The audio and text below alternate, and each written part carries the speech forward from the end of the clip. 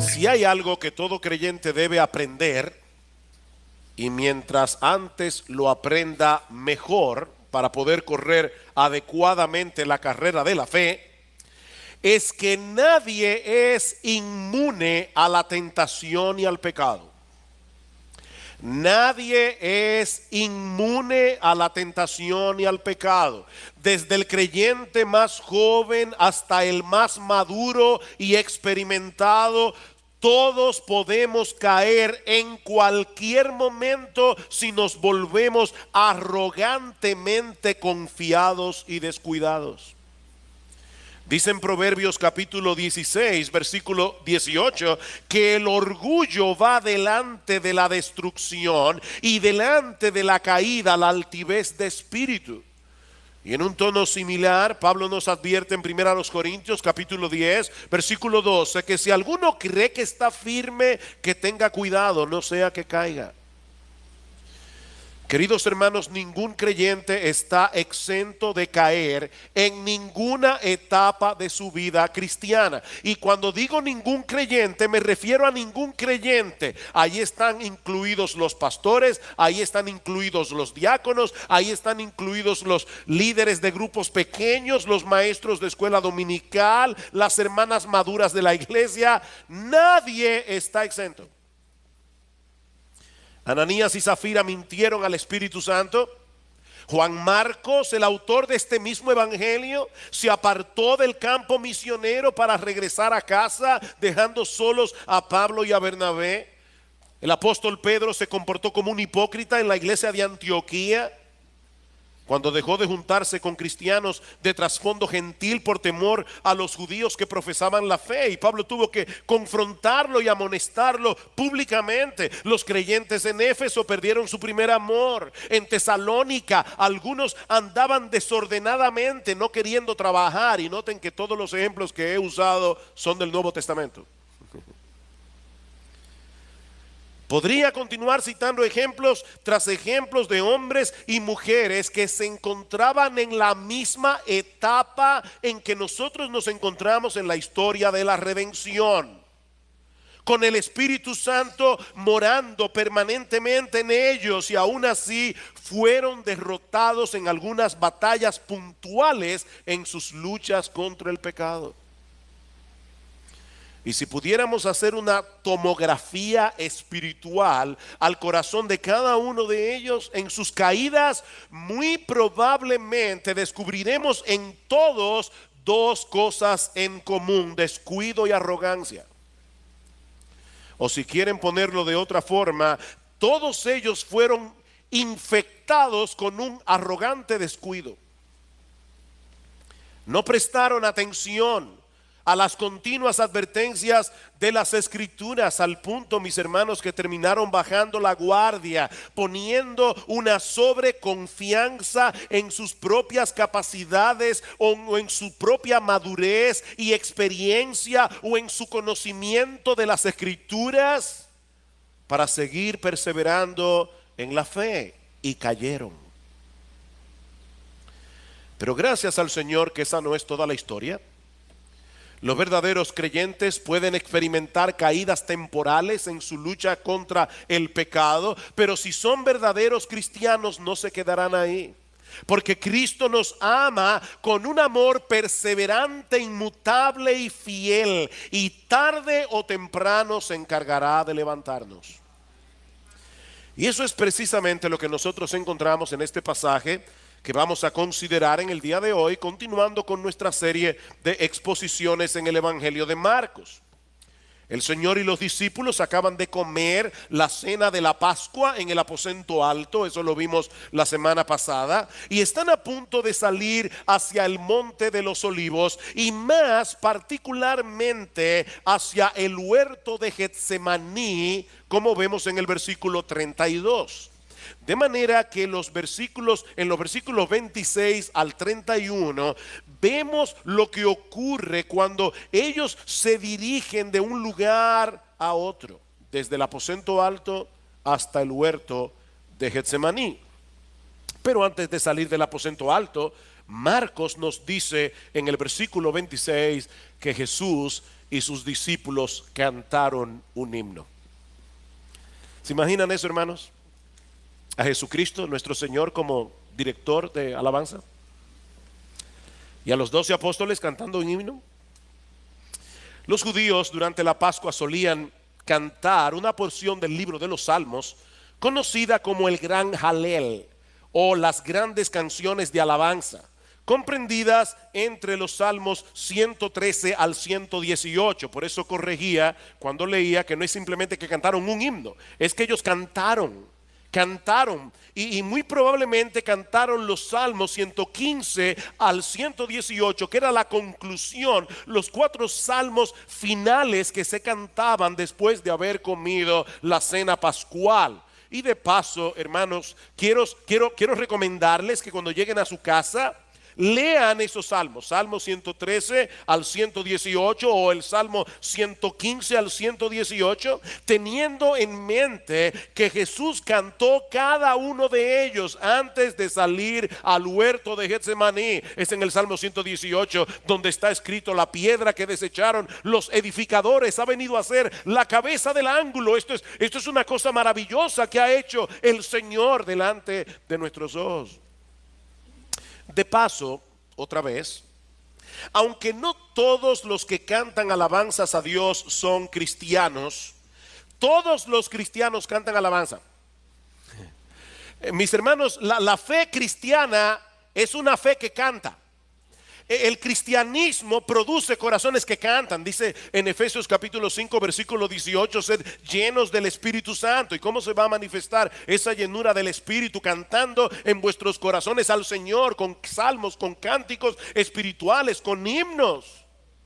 Los cristianos verdaderos cantan. No todos los que cantan son cristianos verdaderos, pero todos los cristianos verdaderos cantan, porque no hay una forma en que nosotros podamos expresar con emoción lo que nosotros tenemos en el corazón por causa de nuestro bendito Señor y Salvador Jesucristo, que se pueda expresar únicamente en prosa. Los cristianos cantan. Ahora, volviendo a nuestra historia, estamos en el aposento alto. Ya Judas había salido a encontrarse con los principales sacerdotes para entregarles a Jesús, de manera que en unas pocas horas el Señor tendría que enfrentarse con esta trama diabólica que iba a desembocar en la cruz. Pero antes de llegar al huerto de Getsemaní, mientras van caminando bajo la sombra de la noche, el Señor revela a sus discípulos la chocante y al mismo tiempo consoladora predicción que encontramos en los versículos 27 y 28. Vean conmigo una vez más el versículo 27. Jesús les dijo: todos vosotros os apartaréis. Y el Evangelio de Mateo en el pasaje paralelo dice: por causa de mí. Todos vosotros os apartaréis por causa de mí, porque escrito está: heriré al pastor y las ovejas se dispersarán. Recuerden que durante la cena del Señor ya Él les había revelado que en medio de ellos había un traidor. ¿Recuerdan? Uno de vosotros me va a entregar. Ahora, si aquel anuncio tiene que haberles caído como un rayo en el corazón, este tiene que haber sido 1000 veces peor. No solo hay un traidor en el grupo, sino que todos ustedes, sin ninguna excepción, y el Evangelio Mateo añade en el pasaje paralelo: esta misma noche, todos ustedes, sin excepción, esta misma noche se apartarán de mí. La palabra griega que se traduce como apartarse significa literalmente caer en una trampa, tropezar. Es la palabra griega escandalizo, de donde proviene nuestra palabra en español escandalizarse. Todos ustedes serán tan fuertemente zarandeados y sacudidos en esta misma noche por lo que está a punto de sucederme, que se agrietarán los cimientos de la fe y de la confianza que hasta ahora han depositado en mí como el Mesías. Todos sin excepción se apartarán de mí. Todos negarán tener cualquier tipo de vinculación conmigo. Todos se avergonzarán de conocerme. Todos me dejarán solo esta noche. El Señor no está hablando de algo que va a suceder dentro de unos años, ni siquiera dentro de unos meses. No. La fidelidad que hasta ahora han demostrado tener hacia mí quedará hecha polvo en esta misma noche, porque eso ya fue profetizado hace 500 años atrás.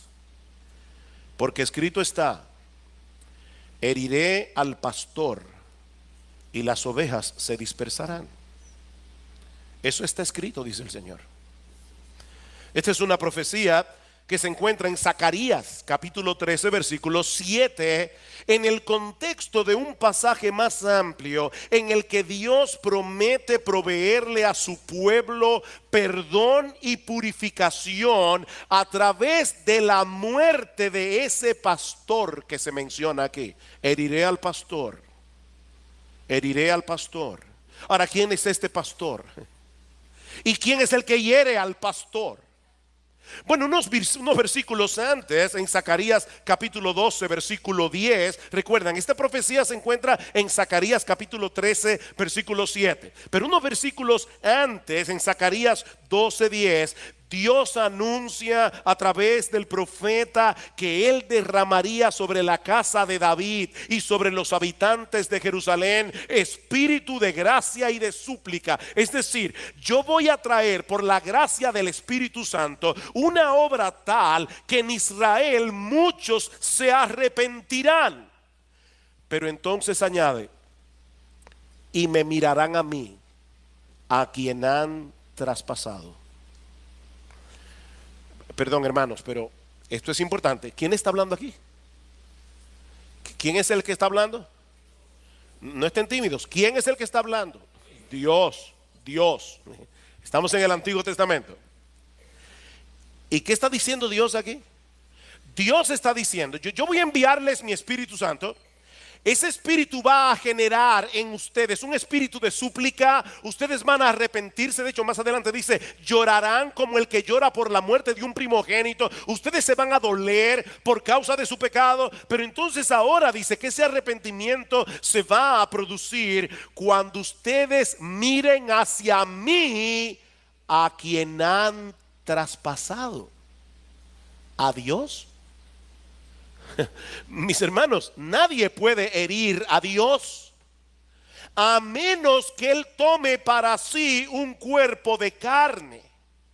Cientos de años más tarde, el apóstol Juan iba a citar en su evangelio este pasaje del profeta Zacarías. En Juan capítulo 19, versículo 37, cuando un soldado atravesó con una lanza el costado del cuerpo muerto de Jesús, Juan nos dice que eso sucedió para que se cumpliera la escritura: mirarán a mí, a quien traspasaron. Pero Juan añade un detalle impresionante. Dice que cuando el soldado hirió el costado de Jesús con una lanza, salió sangre y agua. Eso fue tan impresionante para Juan que dice: yo soy testigo, yo vi eso. Del costado de Jesús, de su cuerpo muerto, brotó sangre y agua. Mantengan eso allí en su disco duro. Seguimos leyendo el libro del profeta Zacarías. Recuerden, Zacarías 12:10. Mirarán a mí, a quien han traspasado. Luego seguimos leyendo y dice en el versículo 1 del capítulo 13 de Zacarías que en aquel día habrá una fuente abierta para la casa de David y para los habitantes de Jerusalén, para lavar el pecado y la impureza. ¿Ustedes ven el punto, mis hermanos? Mirarán a mí, a quien han traspasado, dice Dios, y en aquel día habrá una fuente abierta para la casa de David y para los habitantes de Jerusalén, una fuente de perdón y purificación que brotó del costado del cuerpo muerto de Jesús: sangre y agua.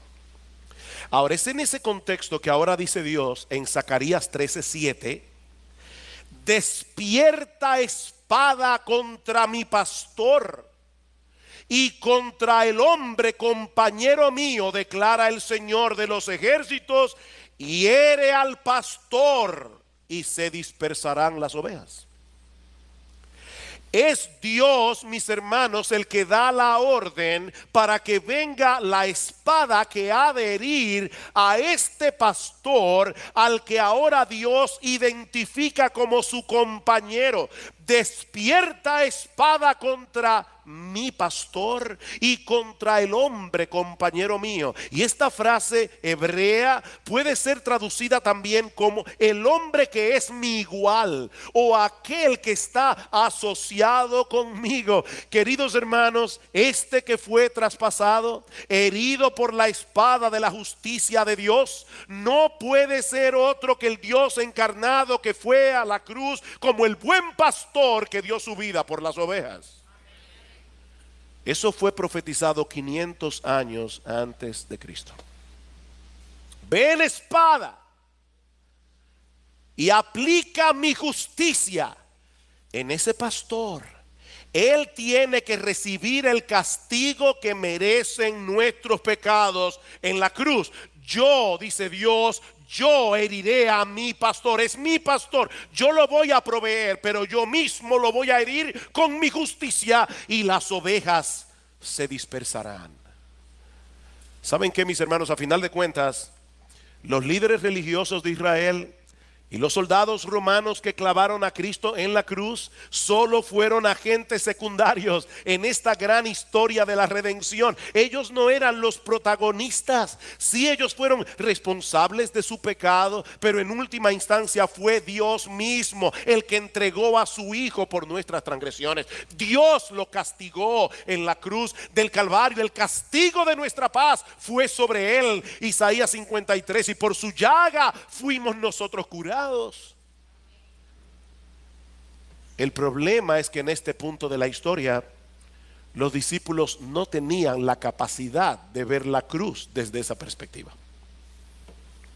Para todos ellos iba a ser un tropiezo enorme ver a su Mesías juzgado y condenado por los líderes religiosos de Israel. Esa no era la imagen que ellos tenían de un Salvador. Alguien que muere en debilidad, clavado en una cruz romana. Y tal como había sido profetizado, todos ellos, esa misma noche, sin excepción, abandonaron a Jesús. Pero hay una nota de esperanza en medio de este anuncio profético tan sombrío y tan desalentador. Versículo 28. Oigan, hermanos, qué impresionante. Pero después que yo haya resucitado. ¿Notaron? De paso, la espada que va a herir al pastor es para matarlo, evidentemente, porque nadie resucita sin haber muerto antes. Dice Cristo aquí: después que yo haya resucitado. Todavía no ha muerto y ya está hablando de su resurrección. Iré delante de vosotros a Galilea. Wow. El Señor está profetizando que Él va a resucitar, Él será levantado de los muertos, pero también está profetizando la recuperación espiritual de los discípulos. El buen pastor de las ovejas congregaría de nuevo a su rebaño, que lo iban a abandonar. Dice: no se preocupen, yo los voy a congregar otra vez. Yo soy el buen pastor, yo guardo a mis ovejas, yo los voy a cuidar, los voy a proteger, yo los voy a reunir otra vez en torno a mí.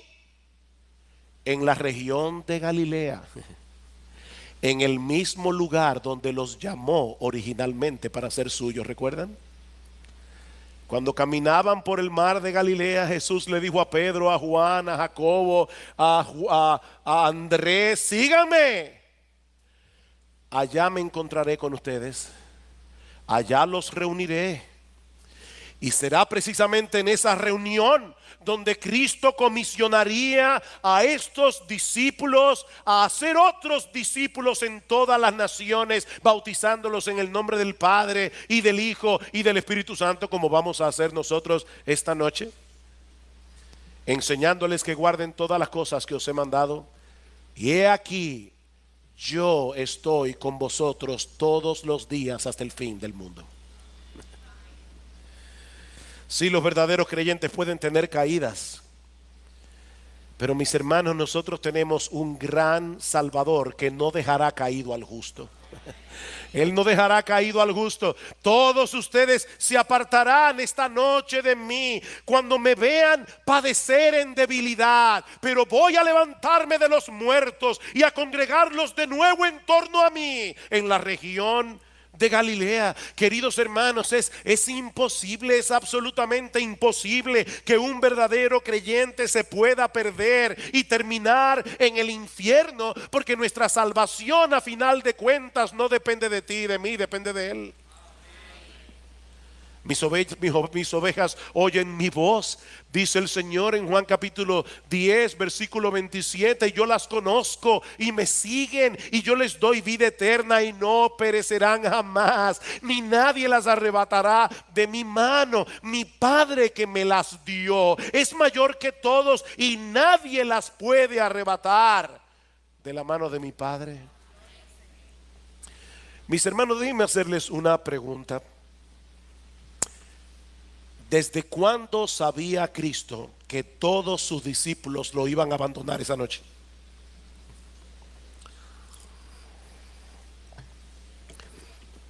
¿Cómo se enteró? ¿Desde cuándo? ¿Saben desde cuándo? Desde siempre. Jesús sabía esto desde antes de la fundación del mundo.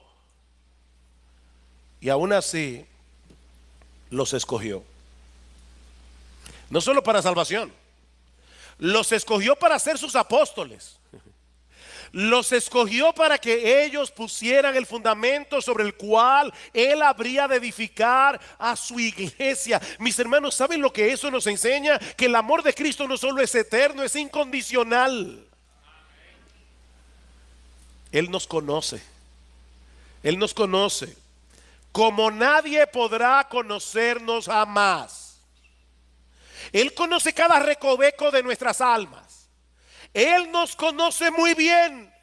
Nos conoce al dedillo cuando estamos en nuestra mejor situación y cuando estamos en nuestra peor condición. Él nos conoce. Pero ¿saben qué, mis hermanos? Si somos verdaderos creyentes, a pesar de todo eso nos ama. Y nos ama como nadie nos amará jamás.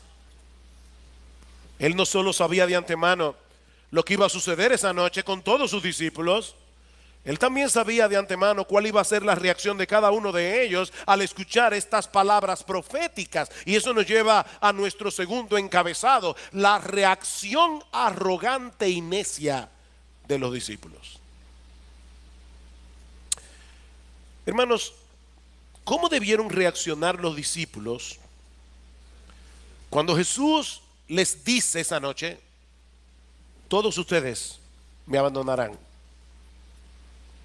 Si había algo que ellos habían aprendido después de haber estado con Jesús por más de 3 años, es que Él no hablaba por hablar. Si había algo que ellos sabían del Señor Jesucristo, es que Él era absolutamente veraz, Él era absolutamente confiable. Y por si todo esto fuera poco, Jesús acaba de hacerles ver que esta caída temporal había sido profetizada hacía 500 años atrás. ¿Saben lo que ellos debieron haber hecho? Haber pedido perdón de antemano. Los discípulos debieron haberse puesto a temblar esa noche y sentir un peso sobre sus conciencias por causa de su propia pecaminosidad, por causa de su cobardía. Oh Señor, qué terrible es saber que en nosotros existe la capacidad de traicionarte de ese modo. Por favor, Señor, perdónanos, ten misericordia de nosotros, líbranos del mal. Eso es lo que ellos debieron haber hecho, pero no fue lo que hicieron. Versículo 29. Entonces Pedro le dijo: aunque todos se aparten, yo Sin embargo, no lo haré. El anuncio los incluía a todos. Todos ustedes me abandonarán, pero siempre Pedro, ¿verdad?, toma la voz cantante. Hay una doble arrogancia aquí, de parte de Pedro. Por un lado, Pedro se coloca a sí mismo por encima del resto de los apóstoles. Bueno, Señor, yo no puedo hablar por ellos, pero en lo que a mí respecta, yo nunca te negaré. Ahora, Pedro no solamente se estaba colocando por encima del resto de los apóstoles, él se estaba colocando por encima de Cristo y por encima de las Escrituras. Miren, mis hermanos, de verdad, yo leía esto y decía, wow, pero no que arrogante es Pedro, no, lo que yo decía, que arrogantes somos nosotros. Qué arrogantes somos. Todos ustedes se apartarán de mí esta noche, porque escrito está. No. Excúsame, Señor. Pero eso no es posible. Puede ser que estés interpretando mal la profecía de Zacarías. Yo no sé. Lo único que yo sé es que sería incapaz de traicionarte de ese modo. Aunque honestamente yo no sé lo que harían los demás.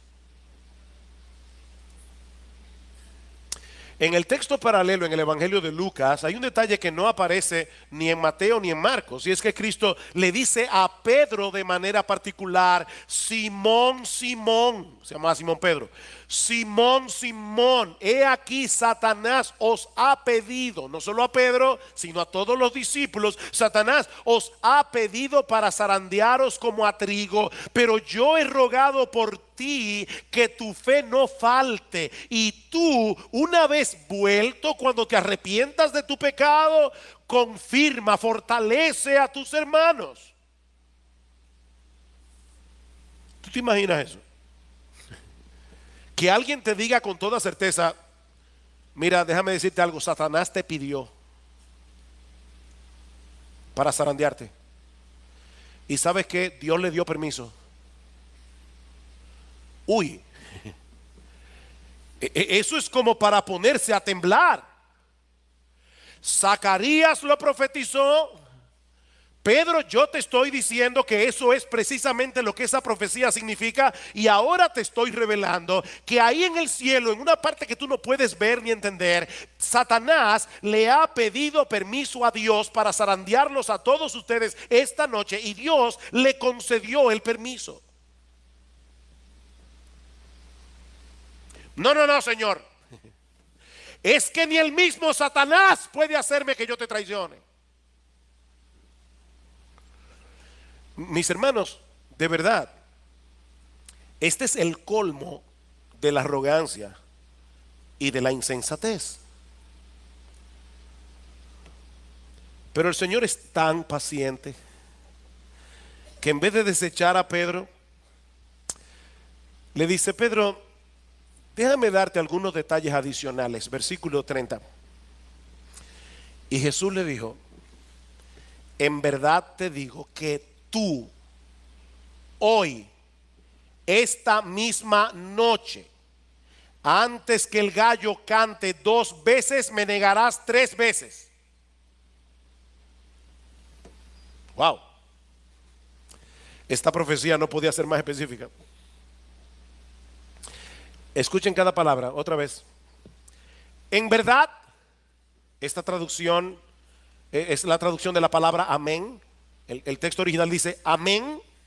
Es una expresión que añade solemnidad, que añade certeza a lo que uno va a decir. Pedro, solemnemente te digo que tú, no los otros apóstoles, no Juan, no Santiago, no Jacobo, no, Pedro, tú, hoy, esta misma noche, no mañana, no pasado, no durante una semana, antes que el gallo cante 2 veces, es decir, antes de que amanezca, antes de que tú comiences a ver los primeros rayos del sol salir en la aurora, me negarás. Y esta palabra es una palabra compuesta, tiene un prefijo que intensifica la palabra. Se puede traducir literalmente: Pedro, me vas a negar horriblemente, me vas a negar absolutamente, me vas a negar totalmente. Y no una, no dos, 3 veces.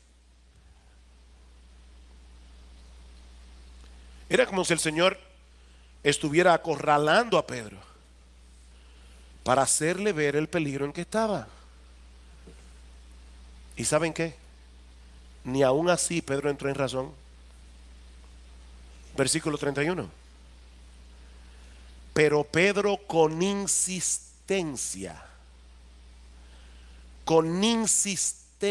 esa palabra significa más vehementemente. La idea no es tanto la de insistir, sino la profusión de palabras y el tono en que esa palabra se pronuncia. ¿Tú has visto esas personas que para ganar una argumentación hablan y hablan y hablan y hablan en un tono bien enérgico para convencer al otro por cansancio? ¿Han oído eso? Eso es lo que Pedro está haciendo aquí. Pero Pedro con insistencia repetía: aunque tenga que morir contigo, no te negaré.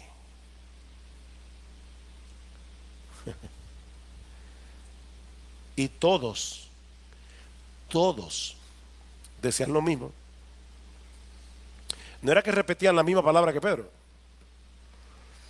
es que tenían la misma actitud.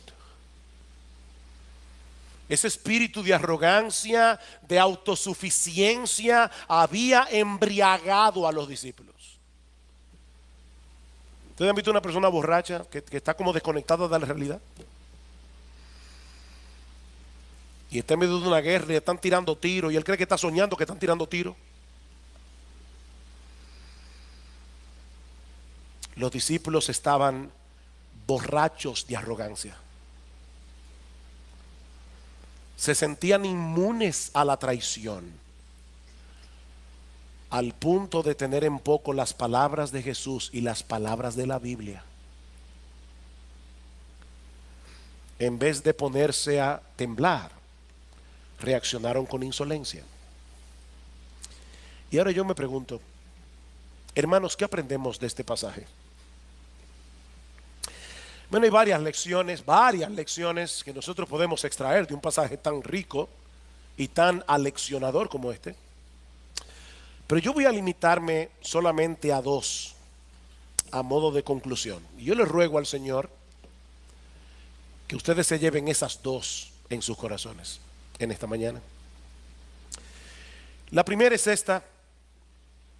Este pasaje nos enseña que en medio de la tentación, la sinceridad de nuestro amor por Cristo será completamente inútil y vano si no descansamos por completo en la gracia preservadora y capacitadora de Dios. Voy a repetir eso otra vez.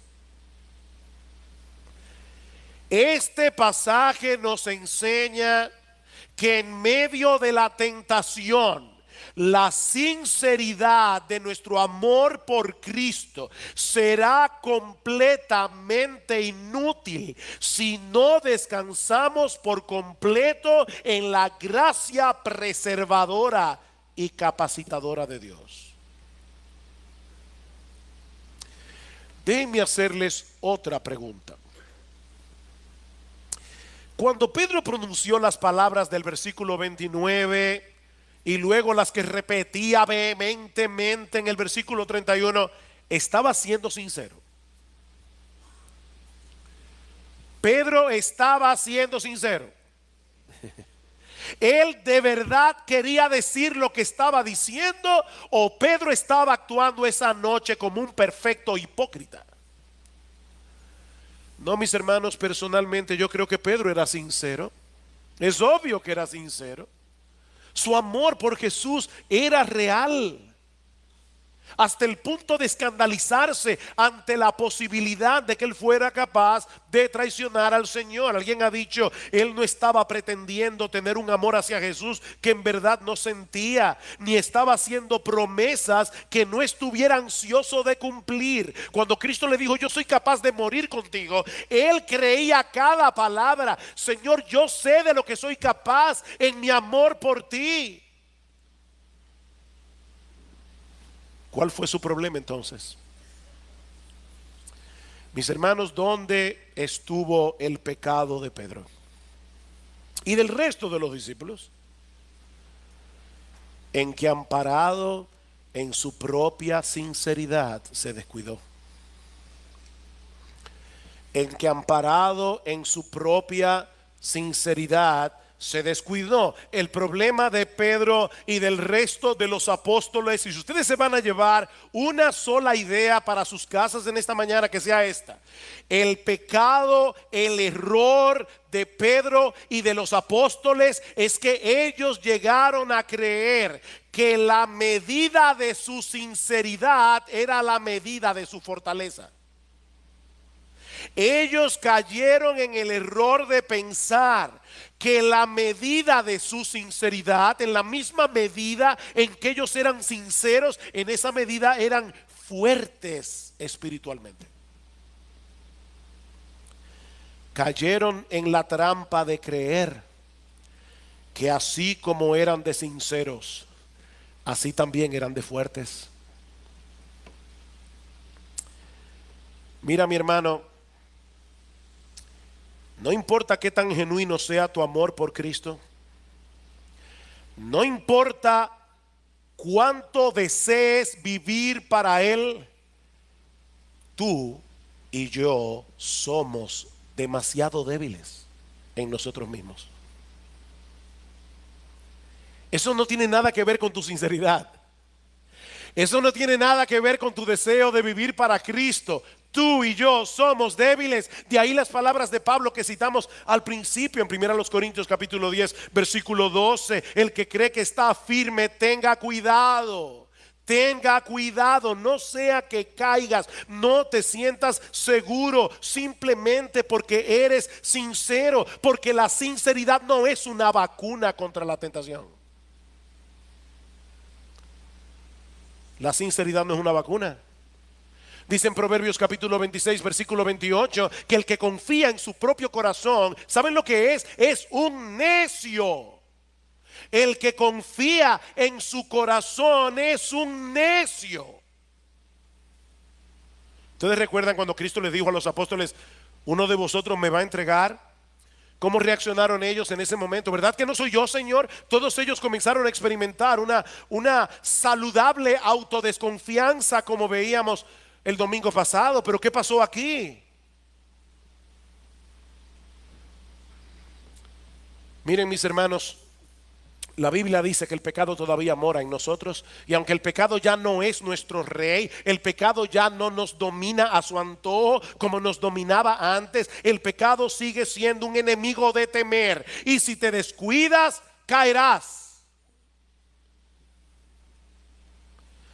Juan Carlos Rael, un gran siervo de Dios del siglo XIX, decía esto: hay mucha más maldad en nuestros corazones de la que sabemos.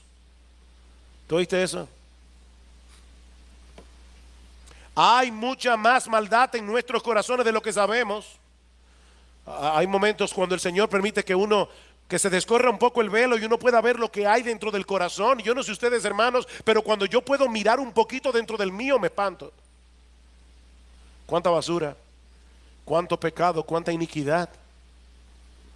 Sigue diciendo Ryle: nunca podremos decir hasta dónde somos capaces de caer si somos tentados. No hay grado de pecado al que el mejor de los santos no pueda descender si no es sostenido por la gracia de Dios y si no vigila y ora. En nuestros corazones permanece escondida la semilla de toda maldad. Solo necesita el ambiente adecuado para germinar con una vitalidad maligna.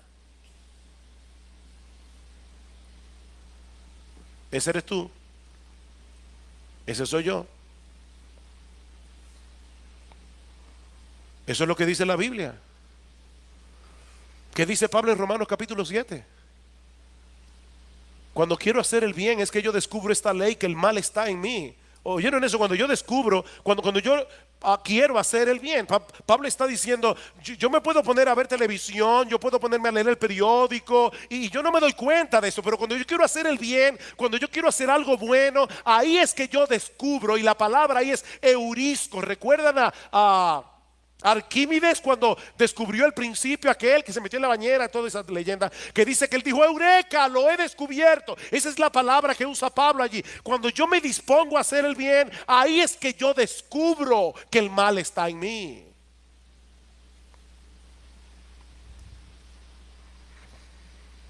Leer el periódico no te va a traer en tu carne ninguna oposición. Trata de leer la Biblia.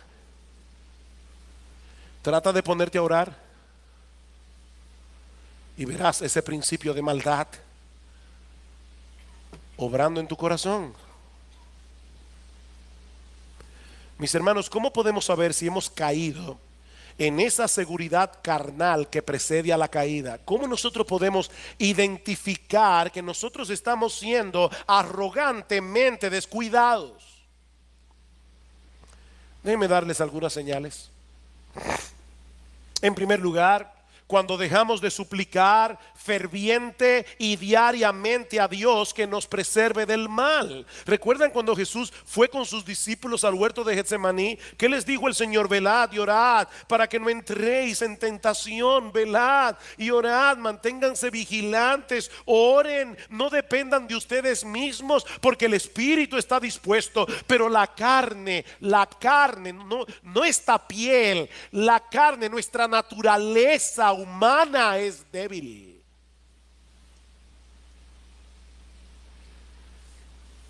Pero ¿qué hicieron los discípulos?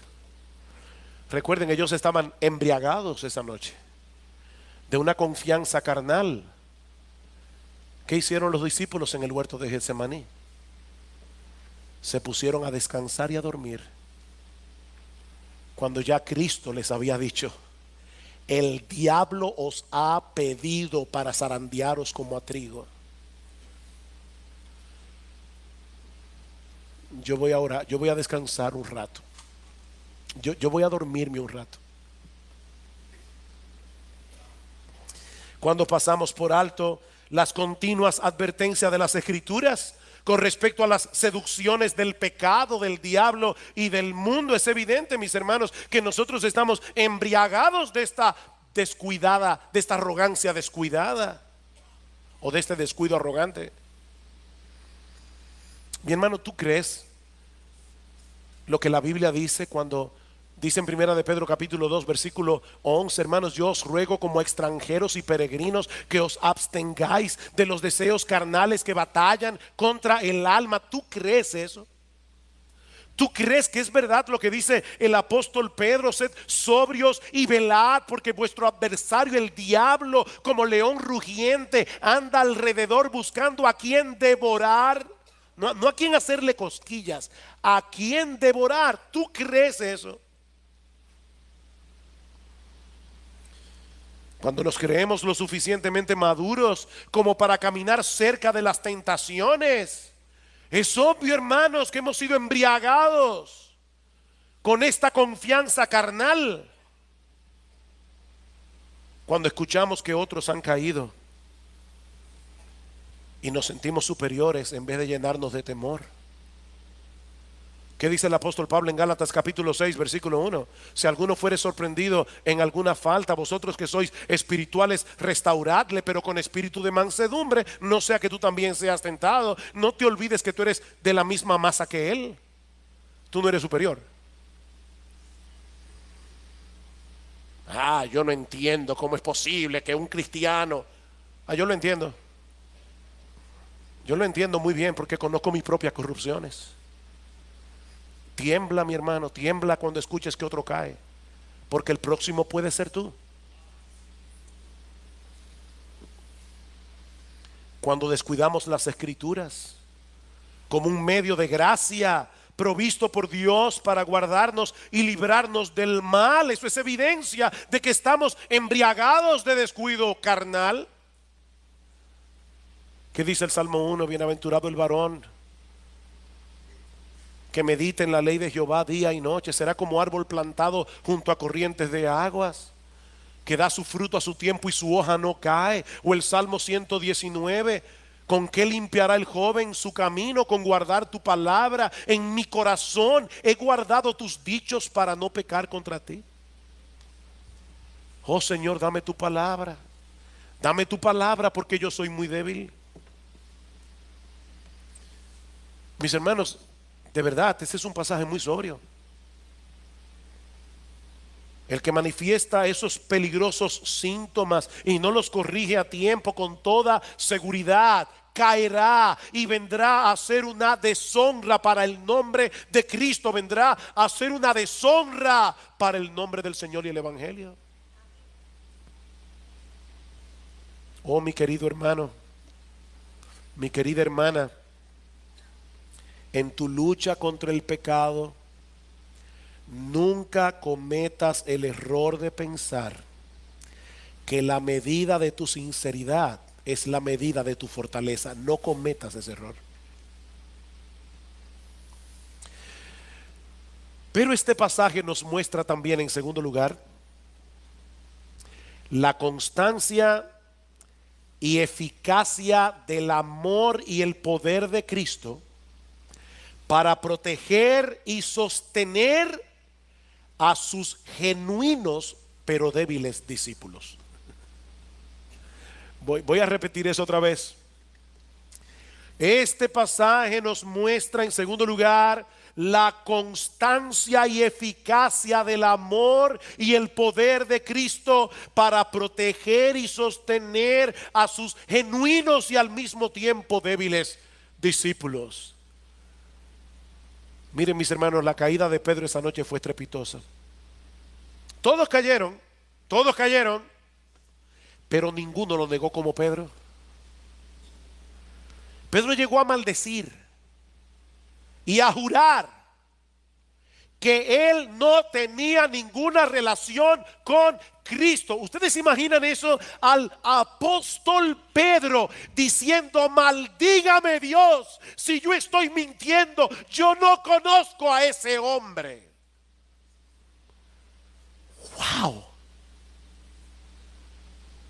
Y por si acaso, mi hermano, no digas: oye, yo no entiendo. Mira, déjame decirte una cosa. Tú y yo negamos a Cristo un montón de veces al día. Cada vez que tú te quedas callado, joven, en la universidad y no quieres predicar el evangelio por temor a que te identifiquen como un cristiano quedado, hablando en español y en dominicano, tú estás negando a Jesús. Cada vez que nosotros nos quedamos callados, en vez de defender la verdad, estamos negando a Cristo, porque Él es la verdad encarnada. Cada vez que tú y yo nos sentimos atemorizados de que las personas nos confundan con esta peste de evangélicos, tú estás negando al Señor.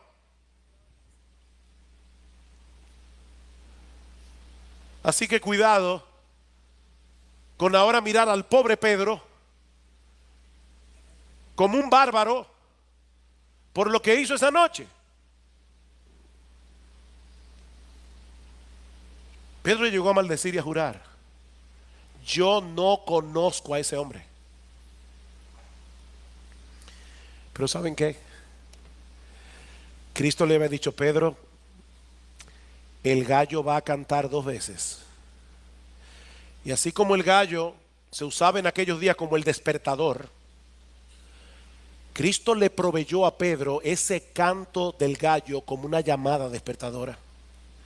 Pedro, cuando el gallo cante 2 veces, recuerda mis palabras. Recuerda mis palabras. Y me encanta. Wow, enternece mi corazón cómo Lucas narra esta historia. En Lucas capítulo 22, versículo 61, dice que en ese momento, cuando el gallo cantó, el Señor se volvió y miró a Pedro.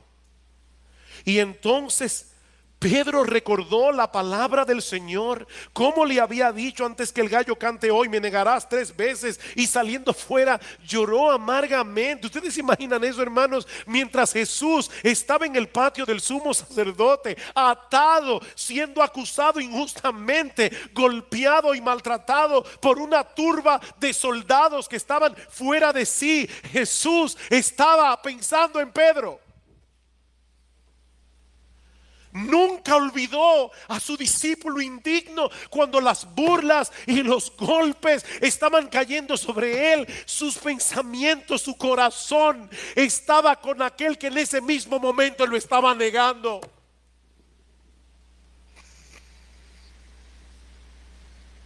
Wow. Solo estaba esperando que el gallo cantara.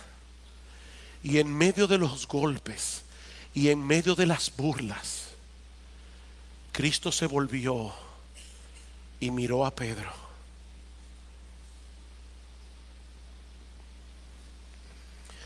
Alguien decía que fue esa mirada lo que evitó que la caída de Pedro desembocara en la traición de Judas.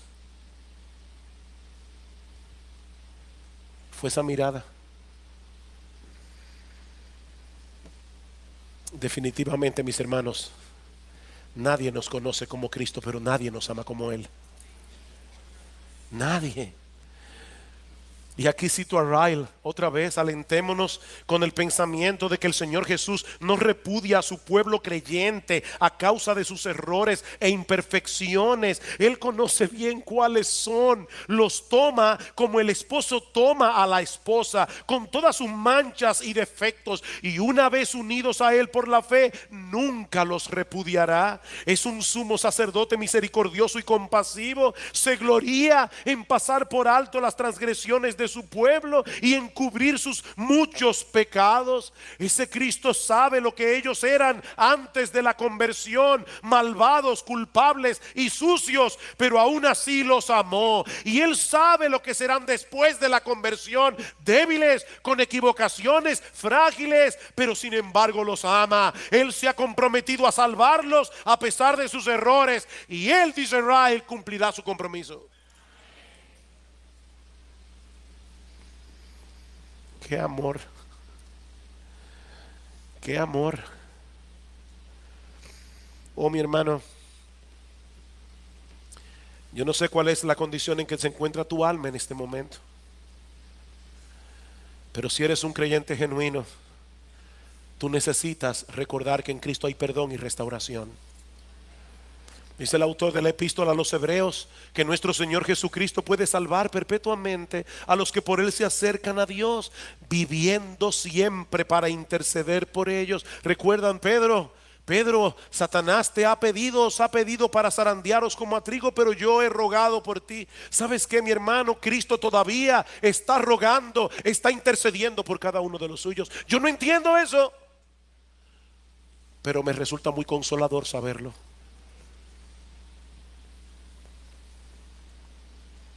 ¿Deben los creyentes ser motivados a pecar por causa del amor de Cristo? No, no importa lo que yo haga, no importa. Allí siempre estará Cristo dispuesto a perdonarme.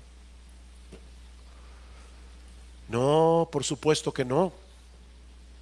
Si alguien piensa de ese modo es porque no conoce la gracia de Dios en Cristo. El que piensa de esa manera nunca ha sentido la amargura del pecado después de haber experimentado la dulzura del perdón. Una persona que piensa así no es cristiano. Para el verdadero cristiano, el perdón de Dios nunca es un combustible para seguir pecando, jamás. Ese perdón es más bien un aliento para seguir corriendo la carrera con más resolución y con una mayor gratitud.